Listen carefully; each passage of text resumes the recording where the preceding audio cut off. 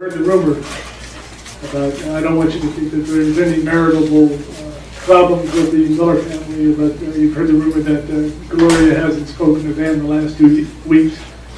She didn't want to interrupt him. She was complaining about retirement. She said that, they come home at night, they sit on the couch, and they just drink wine in front of the fireplace. And she said to Van, this is getting kind of boring. She said, we ought to do something different. And Van said, well, what do you want to do different? She said, why don't we, like, sex in front of the fireplace? He said, what? She said, sex in front of the fireplace. And Van looked at Gloria, and he looked at the fireplace, and he looked at Gloria, and he looked at the fireplace, and he said, Gloria, why in God's name would you want to put steps in front of the fireplace?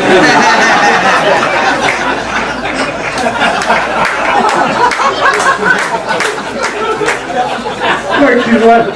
That's a true story.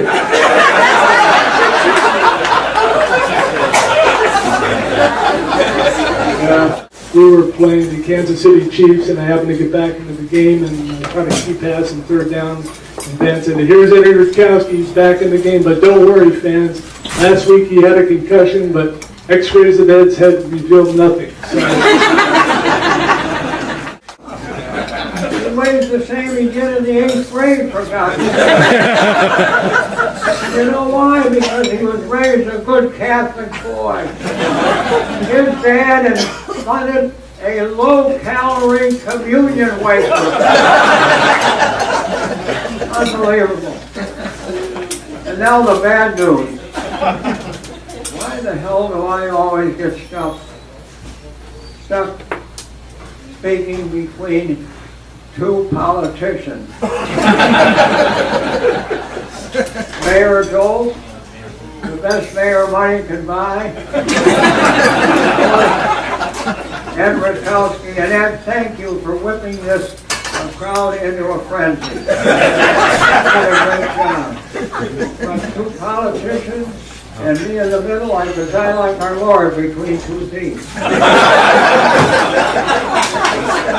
We did get your consent to do this on film, didn't we? Absolutely. There you go. We always forget that. You need a good attorney. Yeah. So the biggest question, Ed, is really, you watched the Notre Dame game being an alum. Was it a penalty? It was a terrible penalty. Absolutely. Had it been at Notre Dame, they wouldn't have called it. Did you have a visceral reaction? Did you scream and yell? Did you use an expletive deleted? I threw a football through the TV screen, that's all. Yeah. My wife and I were out for the Stanford game and the week before, and it was terrible weather. It was rainy, windy, cold. We were sitting in almost the top row underneath the press box out there. And after the first inning, my wife said, I'm out of here, Ed. So we left and went down into the Convocation Center where they had 3 big screens, and we watched the rest of the game there. But I'm a Notre Dame fan. But I appreciated your kind words about me. My 2 favorite introductions were when I was county executive. I was the president of the Association of Counties, 62 counties. I had to give a speech down in Albany, and I'm sitting at the desk, and the gentleman next to me is going to be introducing me, and I can see what he's writing about me. And I said, please. I said, you don't have to say those things. I appreciate it. I'm going to just give some basic facts and figures about county government, Erie County government. So make it short. And he did, and he said, and now, ladies and gentlemen, for the latest dope from Erie County, here's Ed Rutkowski.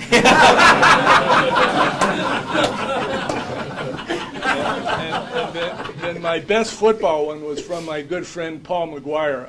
I don't know if you know Paul, but he was a broadcaster, and he's got a marvelous sense of humor.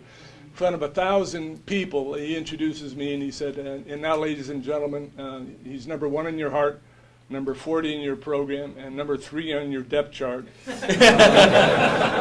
As a wide receiver, he didn't have good hands, he didn't have good moves, but he was slow. And as a quarterback, he could throw interceptions with the best of them. So I didn't dare do that one. yeah. we have an interview to get through.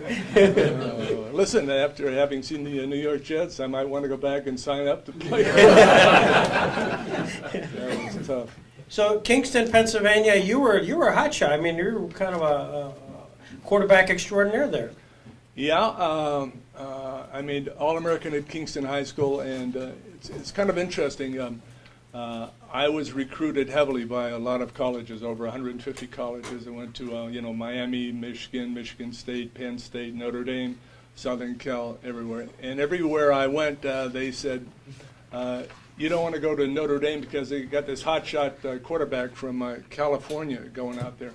And I didn't know who it was, and I found out that it was Darryl LaMonica. He and I were the two heaviest recruited quarterbacks in the nation that year. So when we got out to Notre Dame, we were very wary of one another because Darryl heard the same thing. You don't want to go to Notre Dame. We got this hotshot kid from Pennsylvania going out there. But we became good friends, and it was kind of interesting. My freshman year, I was ahead of Darryl as a quarterback, and then our sophomore year when we started playing, we had a series of injuries at halfback because I was the fastest quarterback. They switched me to halfback, and I always told Darryl, son of a gun, if you were faster than I was, you'd have been switched, and I would have made all the money that you made as quarterback.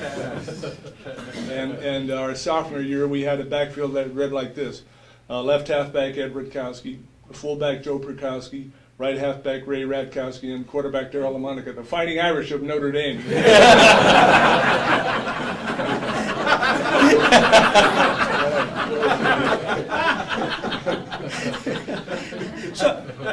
So as you graduate from Notre Dame, and you did become best friends, obviously, with Darryl LaMonica and Ed Horster, was it Ed, correct spelling? Ed Horster, yes. Yes, sir.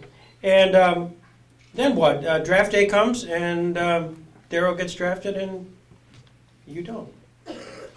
Never had any intention of going to college to play professional football. In fact, I initially thought I might want to become a lawyer until I talked to a good friend of mine who was a year ahead of me, and he told me about torts, so I figured I didn't want to get involved with that.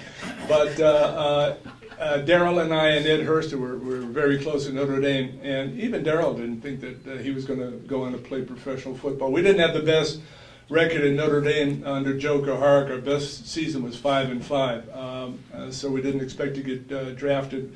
But Darryl got drafted, Ed got drafted, I didn't, so we all made a pact and said, well, let's go out and see what happens.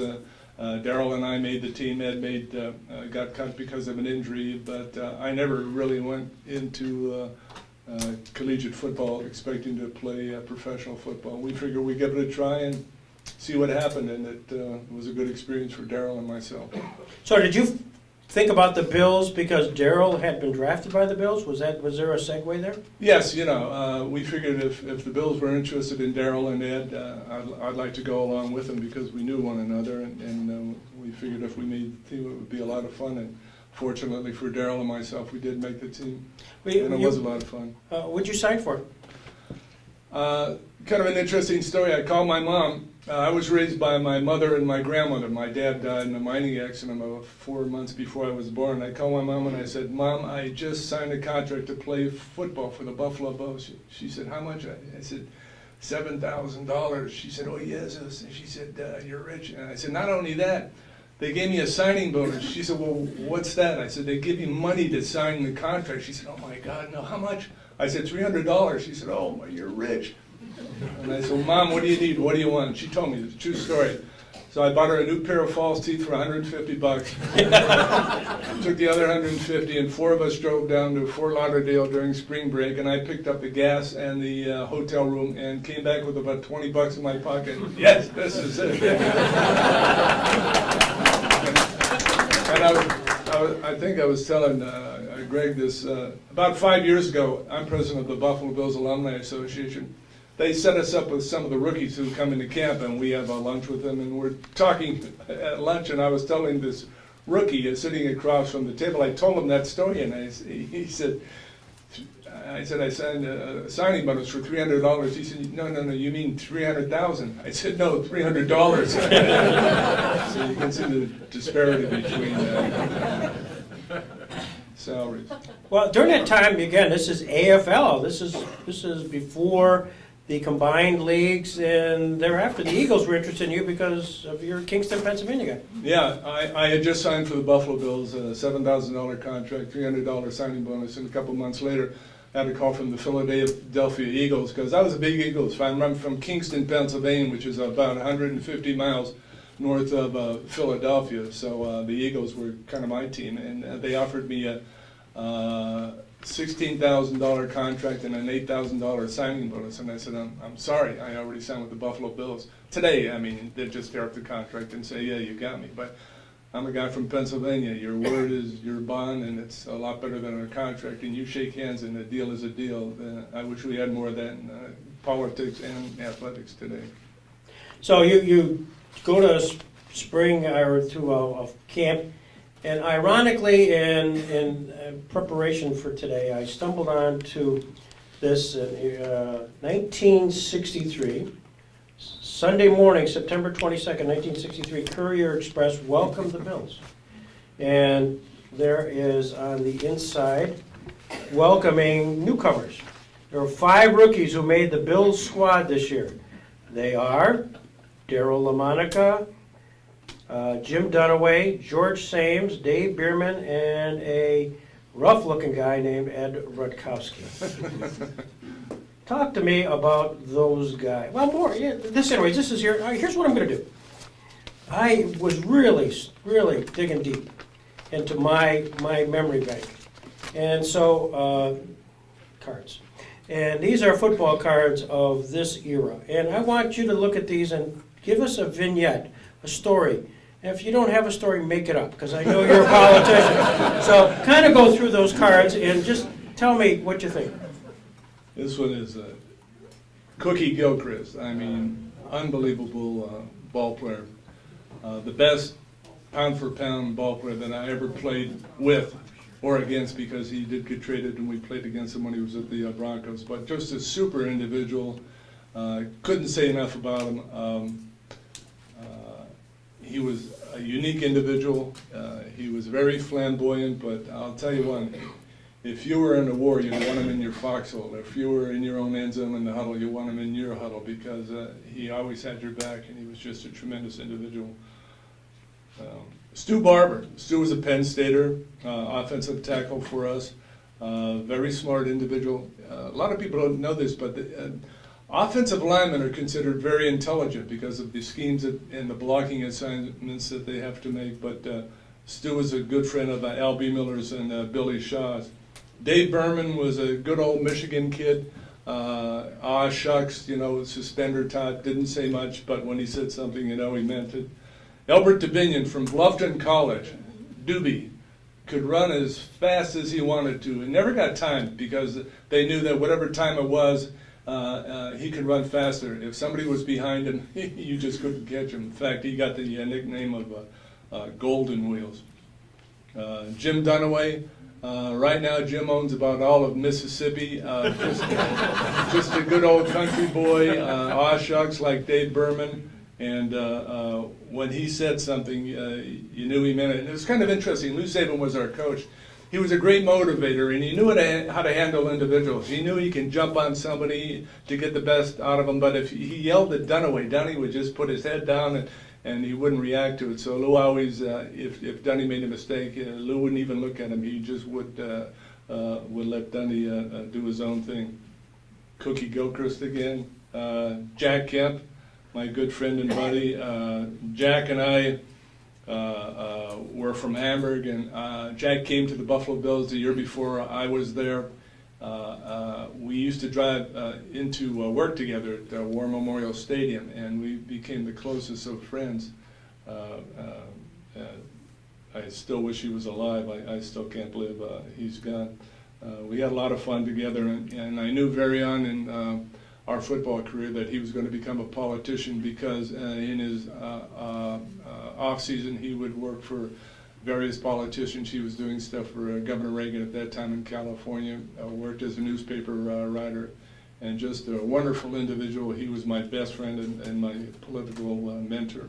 Talk about just that while you were on Jack Kemp, after you got done and he got done, he obviously went on to run for and be elected to Congress, and then you became his sort of aide, your chief of staff. Yes, he wanted me to, fortunately he retired and I retired at the same time. He wanted me to help him. I ran his volunteer campaign. I became his administrative assistant or Western District representative. didn't want to go on to Washington because we had a very unique situation because having both of us retiring at the same time, there was still some star quality involved with the both of us. So if Jack was in Washington and he used to get flooded with invites to come back and speak in the district, and because he couldn't do it during the week, he'd ask me to speak on his behalf, and I would do that. And unbeknownst to me, that's how I kind of developed a political following. So it worked out well for Jack and myself. A cute story, when I was a rookie, we're out on the coast, the West Coast. We used to have a 3-week trip. We'd play the Denver Broncos, then go from Denver to Oakland, and from Oakland down to San Diego, and then come back. So we didn't have the luxury of flying back and forth in jets. We had those 4-engine prop planes. So we're down in San Diego, and Jack comes to me in Saturday morning. It's the day before the game, and he said, Eddie, I got tickets to this great rival game. And I'm thinking, wow, Southern Cal or USC or something. He said, do you want to go? I said, well, who is it? He said, Oxy Claremont Mud. I said, who? He said, Oxy Claremont Mud, Occidental Claremont Mud. I said, Christ, that sounds like a dirt fight. I didn't go, by the way. Well, I got just to stop for a second. Jeff Kemp was here last week, and he's very much involved in the youth marriage, family marriage. Yeah. And so I interviewed him about being a very young son of Jack Kemp. And he remembers very distinctly the story of his dad taking you, because you were a wrestler, weren't you? Yes. To a wrestling meet where he was at, and he was all kind of nervous that there's my dad and Ed Rutkowski, Notre Dame wrestler, but he thought he was a pretty macho wrestler too. Managed to get pinned in about 2 minutes, and he says, I've always been very mortified to even catch up with that, to say that, but.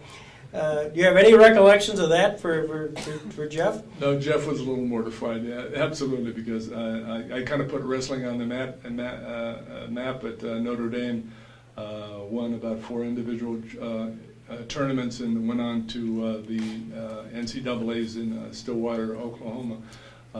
Although we didn't have a great wrestling program, our wrestling coach was Tom Fallon, who was the tennis coach.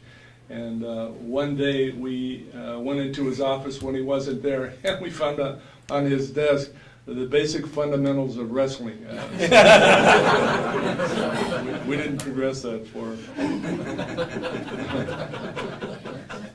The other interesting thing about Jack was, I don't know if you knew that story about the All-Star game that was down in New Orleans. And Jack was there with Cookie and Ernie Warlick. And when they went down there, they had to go into segregated hotels. Ernie told the story, God bless his soul, he died a year ago.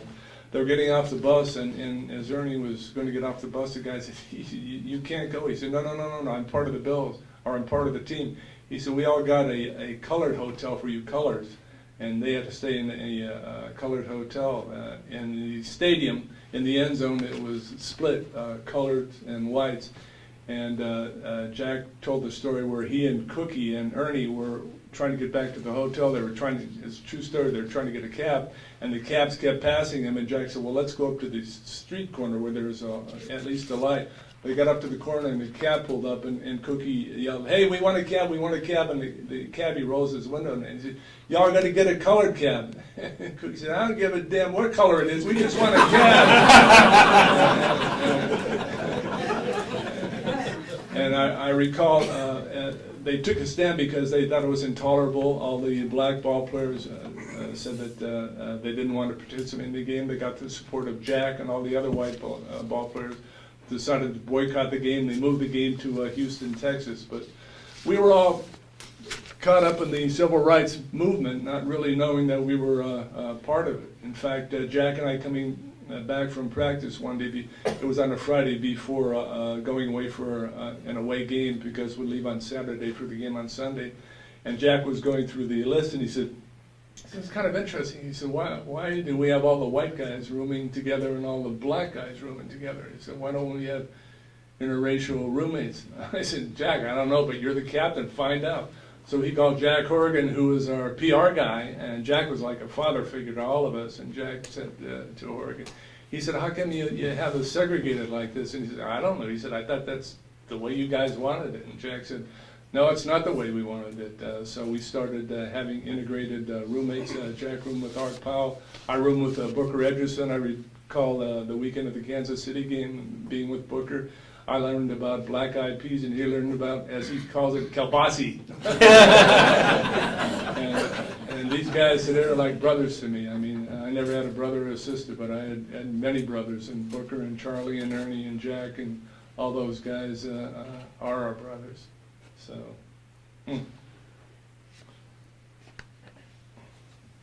George Sames, Feta, yeah, Enrico.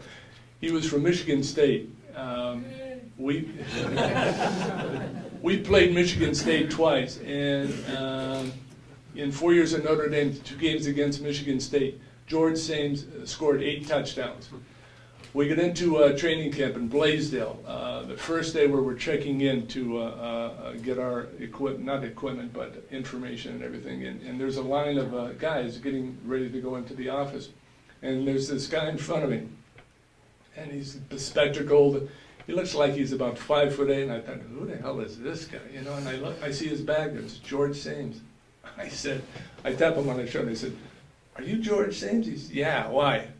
I said, "You're George Sames, the one who scored 8 touchdowns against us at Notre Dame?" He said, "Yeah, why? What do you want?" I said, "No, glad to meet you." And he went on to become a great safety and just a real neat individual. He had a locker. Half his locker was filled with different kind of shoes for any kind of sod you'd play on. He had shoes for snow, shoes for rain, shoes for dry, and he always had pumpkin seeds. He'd eating pumpkin seeds and everything, and just a really individual. I'll tell you something about George. He used to run with 5-pound weights around each of his ankles. Oh yeah, he was. Michigan State to strengthen those legs. Yeah. Mike Stratton, you know, the tackle heard around the world when we played the San Diego Chargers, and he hit Keith Lincoln. It was just an incredible situation. Did you hear it? Yes, I did. I was on the sideline, and you could just see the other team, just the wind taken out of their sails because of Keith Lincoln. Keith was their big star on offense. Mike, a cute story. We used to get, during the off season, they would send you your contract, and you didn't negotiate. They just put in what you thought you were worth. So I got a contract, and it said they had me down for a $500 raise. And we go into camp, and we're in training camp for about a week, and Harvey Johnson comes in one day. Harvey was in charge of player personnel. He said, I want to see Rutkowski, Stratton, Butch Bird, and I think Harry Jacobs after practice. So we're thinking, you know, what's this all about? So didn't know what it was all about. So we're all sitting in a room, and Harvey comes in. He's all steamy. He says, "You sons of bitches." He says, "You know, you're holding on. You're going to ruin the team." He said, "I don't know why you're doing it, but I'm going to give each of you a $1,500 raise. You take it or leave it, and I want an answer in 5 minutes." And he leaves the room. And I realize it. And I had my contract in my dresser drawer back in my room. Mike forgot to send his contract in. Same thing with Butch Bird and Harry Jacobs. Mike said they had me down for a $1,000 raise, and we're all getting a $1,500 raise because we forgot to send our contract. I went home and told my wife and said, "Henny, we just got a $1,500 raise." Oh my God, I'm sorry. Unreal.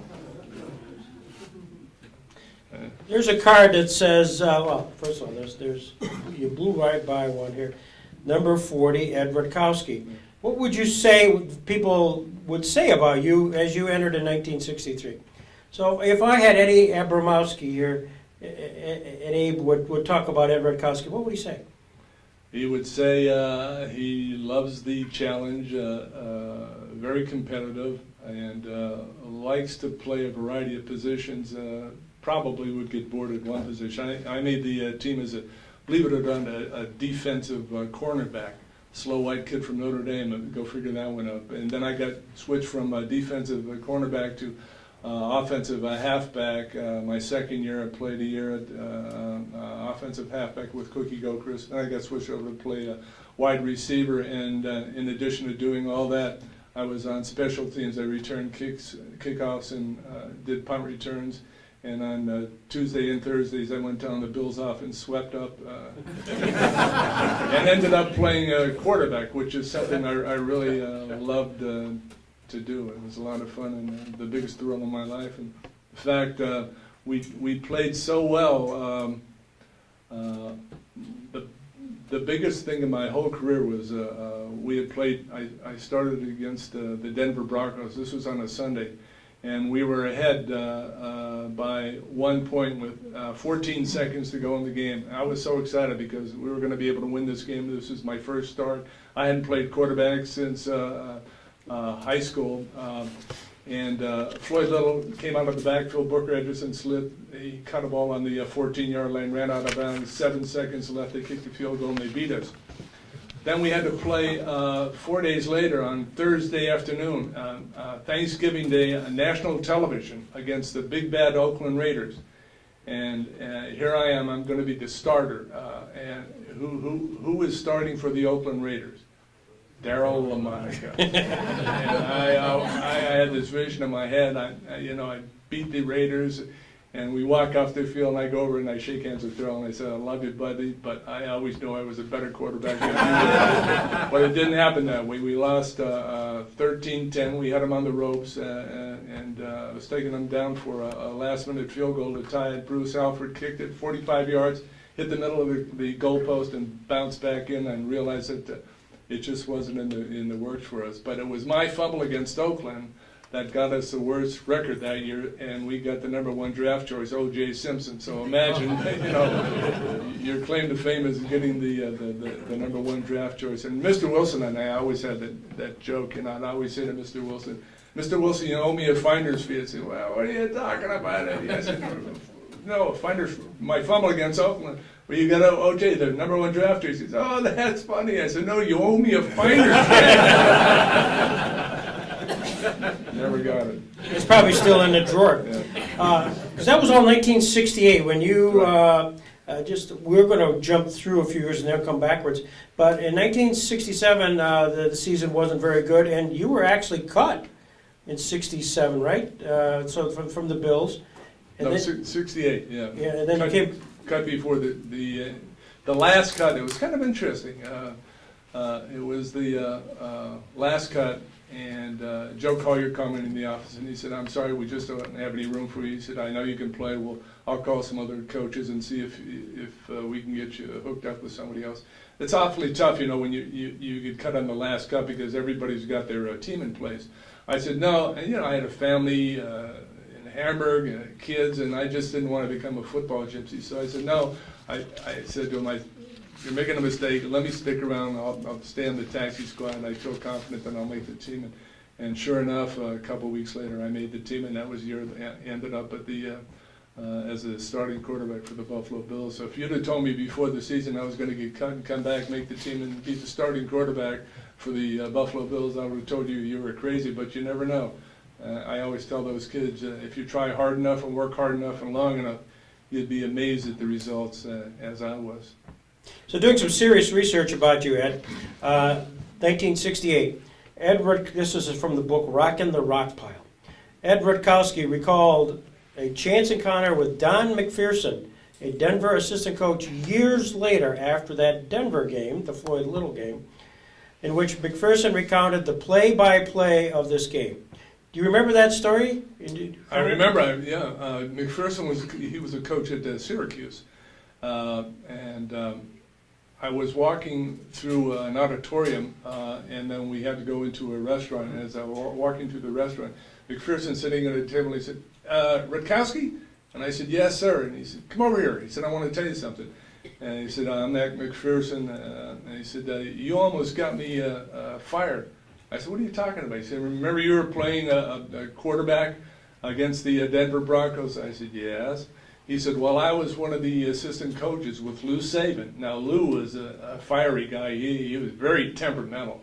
And he said, "I was up in the press box, and Lou's on the sideline, and you guys look like you're going to win the game." And Lou gets me on the headset, and he said, Mac, the kid's killing us. He's killing us." He said, if this kid beats us, you're out of here, you're fired. And I said, well, Lou, all I'm doing is charting the plays. He said, I don't give a damn, you're out of here if he beats us. And he said, luckily Floyd gets the pass and they kick the field goal and we win. But he said, I guarantee you, Lou would have fired me if he would have won.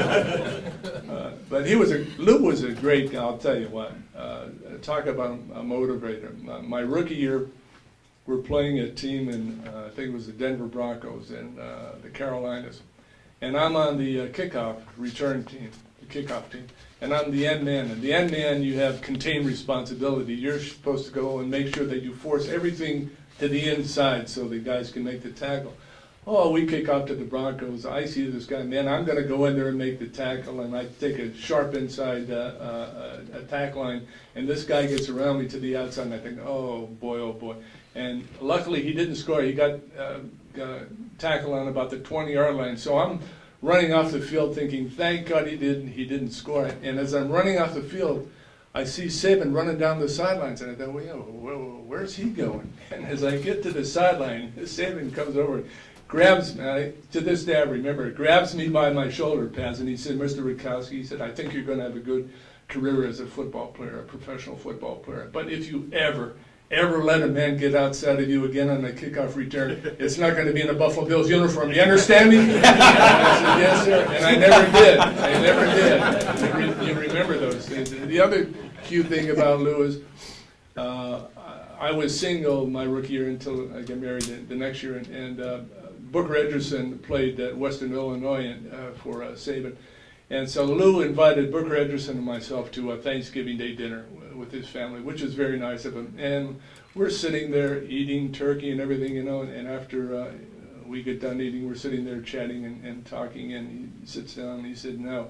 He said, you're going to be able to make a lot of money. He said, I want to make sure you take care of it, save it, don't do anything stupid like going out and buying a brand new car.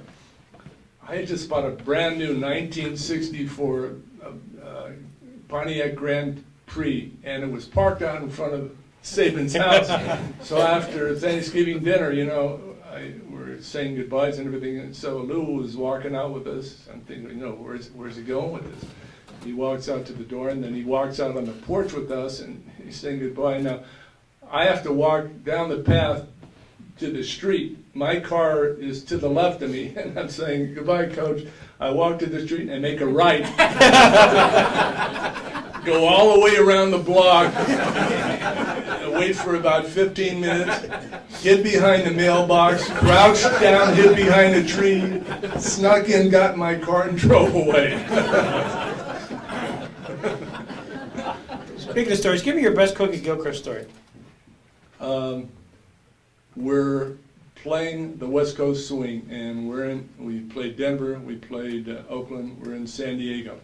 Weather is beautiful in San Diego. We have a pregame Saturday meeting and practice. We go out by the pool, and it's just gorgeous, sunny and beautiful. We're sitting there having some drinks and cookies on the diving board, the high diving board. And he's jumping up and down, and he's saying, hey guys, watch this. And we're sitting there, and he jumps off the diving board, and he lands about 2 feet from the side of the pool, almost hit the pool. And there's a big splash, and he's thrashing up and down, and we're all looking, what's going on? And Booker's sitting there with us, and he said, guys, the man can't swim. So we had to run over and pull him out of the swimming pool. That was good. Speaking of stories of which you had nothing to do with whatsoever, but one of the most famous football cards. And it's a one which is the one where they make mistakes. Those are the ones that are highly collectible. And I read about this, and then I found one. I actually have this particular card. And on it, it says, Ray Abruzzi, Buffalo Bills, defensive halfback. If you look very closely, you'll see that, in fact, it's Ed Rutkowski. And you must have changed uniform numbers, 46 to 40. I don't know. I have no idea how that, I really don't. People always ask me about that, but I think it must have been one of those situations where we were just going out and having some pictures taken. But You have to help me make up some kind of a good story for that, but I, to this day, I don't. So while he was holding these cards, he never talked about this one, so I was really concerned to get it back because I was afraid this is the one that would get pocketed. So 1964, 50 years ago, Ed Rutkowski is part of the AFL champion Buffalo Bills team. Talk about that team a little bit. This is 50 years now. Is this a time in Buffalo? Is there any reflection on sort of that period? We were going to have the 50th reunion of the 64 team this year, but because of Mr. Wilson's passing, we decided we were going to dedicate the tribute to Mr. Wilson. So next year we're going to have the 50th reunion of the 64-65 combined championship teams, but they were just individually. I mean, you know, we had Cookie and Ray Carlin, Albert Dominion, and Billy Shaw and Jack and Butch Bird and Booker Ederson. Yeah, they were the two best cornerbacks in the league as far as I was concerned. And you had to struggle in practice to get open against these guys. You would pray that you'd be able to get in the game because after going up against Booker and Butch in practice, it was like taking candy from a baby against these other defensive backs. And we had a great camaraderie. Our defense, really tough against the run, and if we were on offense and sometimes would go in and out of a game, maybe 2 or 3 series, not be able to move the ball or get a touchdown or something, and as we'd be coming out the field, the defensive guys, as they're going on, would kind of kid us like, yeah, what's the matter with you guys? You can't score a touchdown. Don't worry, we'll score one for you. And sure enough, they'd intercept the pass and run it back for a touchdown or something. But we had this great camaraderie, and it was very, very meaningful. And not to digress, but the 25th anniversary, I was county executive, and we had everybody back for the 25th anniversary, and Mr. Wilson was going to host us at the Country Club of Buffalo. I was in charge of it because, you know, I'm county executive. I got my staff who's going to be able to set up everything. So we're at the, trying to think of the hotel, the Hyatt Hotel downtown, and it's in August, and it's hot, and we're waiting for the buses to come to take us out to the Country Club of Buffalo. And we're waiting in the doorway, and all the guys are there, and it's, you know, the bus is supposed to come, and we don't see anything, you know, and it's 10 minutes, and guys are saying, you know what, hey, Rut, where's the buses? Now somebody said, are those the buses down there? And at the foot of the circle in the Hyatt, there are these 2 beat-up yellow school buses. And I said, oh, they can't be. So I go walking down there, and I knock on the door, and the door opens, and as it opens, this rush of hot, humid air hits me in the face.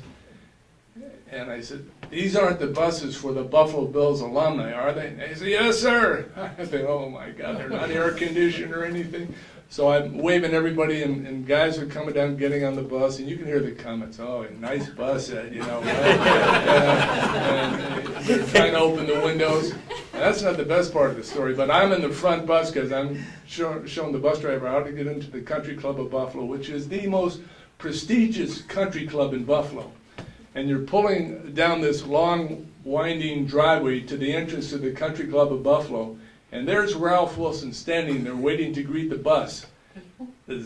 And he's looking with this puzzled look. And the bus stops, and I get off, and he goes, hey, says Eddie, where did you get those buses? Christ, they look like they came from World War II or something. Spent the rest of the day apologizing to him, but to this day, the guys rid me about it. In fact, I had a call about a year ago. When I forget who it was. I think it was Billy Shaw. He said, hey, we're having a reunion down here in Georgia. He said, can you give us the number that the bus company we want to rent some buses. So you're not in charge of the 50th? No. I don't know. Buffalo, one of those two, and I apologize for that, was it the 64 or the 65 where you won in Buffalo? The championship game. 64. 64. What was it like in Buffalo? I mean, it's the first, well, it's the last, certainly, professional football championship of Buffalo. I attended all 4 of the Super Bowls, so I know that. So what was it like? What was the environment like in the rock pile to be a champion? Oh, it's great. I mean, I recall that scene after the game where Jack's being carried off the field and he's got his son, it was Jeffrey, Jeff on his shoulders. Aren't too many times where you're in a profession and you can say legitimately that you were the best in your profession for a year or two, and that's what we played for, the rings. We didn't play for the money, I guarantee. If you asked any of us, we would have paid them to play football. That's how much we love the game. Sometimes a lot of people just take the game for granted, but aren't too many times when you can say you were the best in the entire world at what you did, and we were the best for 2 consecutive years. Is that the ring? That's the 65 ring, yes. I got the Abruzzi card. There you go. Just a thought. Just a thought. Okay. When you type in Ed Rutkowski in Google search, you'll often come across disaster quarterback.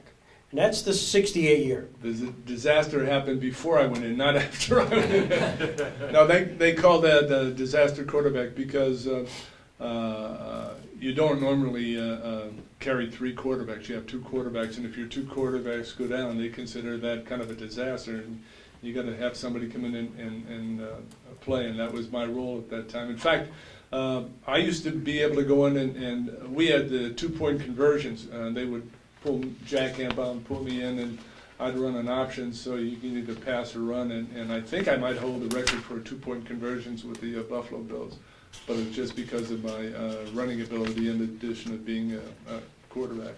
And it was kind of interesting because the year that I got cut,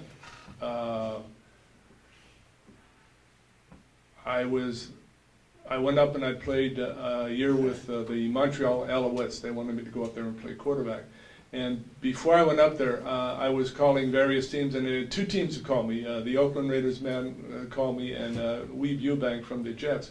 They both wanted me to come, but they didn't have room in the roster, and they said, just hold off another week until we have a spot for you, and we'd love to sign you. And a week would go by, and they didn't have a slot, and I'd make a call, and my wife and I were going through our savings, and she's getting very anxious and very nervous, and I get a call from the Alouettes, and I decided I should go up there because, we needed the money, and I was kind of intrigued going up there and playing quarterback.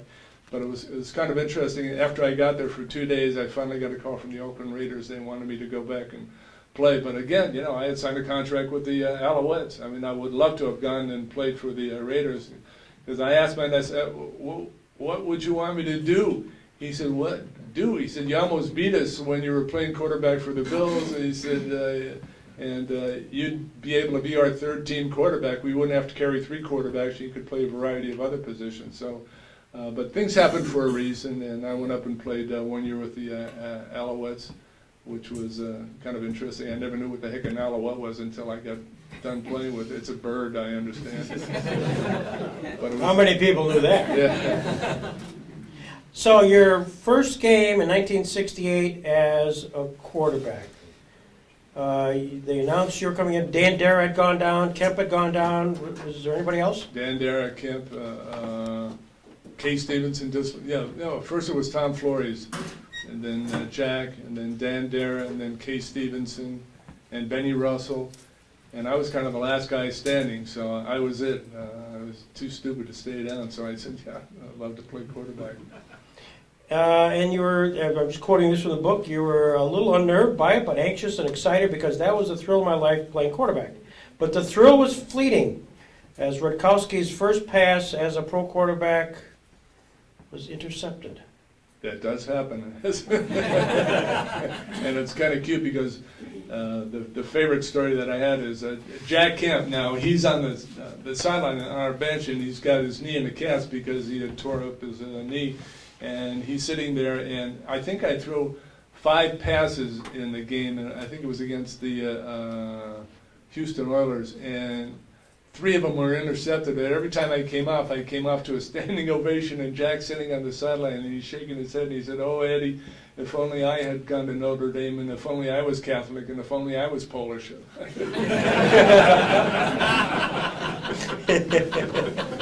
what happens when you're a WASP, Jack. You know, if you're Catholic and Polish in Buffalo, and you get a pretty good reception. What's the Ed Rutkowski football highlight? To be honest, the last half of the season where I played quarterback for the end of the season, and especially the game against Oakland, that was a lot of fun. I only wish it could have turned out the way I dreamed it would have turned out, but we had a great time, and I realized my ambition. And the biggest thing about it was Harvey Johnson was the coach at that time, and after the season was over, Harvey said, "You did a heck of a job, and whatever you want to do, you got it." He said, "What do you want to do?" And I said, "I want to come back and compete as a quarterback." And he said, "You got it." But unfortunately, Harvey got replaced by John Roush. John Roush came in and just got rid of all the old guys. I mean, he just decimated the team and never had my chance to play quarterback. I think that's really why I went up and played quarterback for that year with the Alouettes, just to see how much fun it would be. You spent a little bit of time as a color commentator with the Bills. Who did you work with, Van? Did some work with Van. He was the consummate broadcaster. I mean, just an unbelievable individual. I don't think a lot of people realize, you know, the intensity that Van had and the excitement and enthusiasm that he had. And to have that enthusiasm for about 3.5 or 4 hours, it's hard to do that. It really is. And unless you've done it, you'll never know how hard it is. But Van was the consummate play-by-play man. He had the ability with words to draw a picture or paint a picture with the words as he described the game, and I was just pleased and proud to be part of the team with him. You're the president of the Buffalo Bills Alumni Association. Yes, I am. What do you do in that role? Well, we raise money for various charities. We've been in existence more than 20 years, and over those 20 years, we've raised close to $2 million to give to local charities. We don't get paid to do it. We do it because we feel that Buffalo is a great place to live and a great place to play. Our fans are good to us, so this is just our way of being able to give back to the community. It is such a thrill for me personally to meet the guy who looks like Ray Abruzzi, and to really, you had so much wonderful, good vibes about the Buffalo Bills down here. To have Ed Rutkowski, county executive, your days there, the connection with Jack Kemp, the connection to World Championship football back in the '64-'65, and to have you here is just an outstanding pleasure for us. So, ladies and gentlemen, Ed Rutkowski. Thank you. Thank you.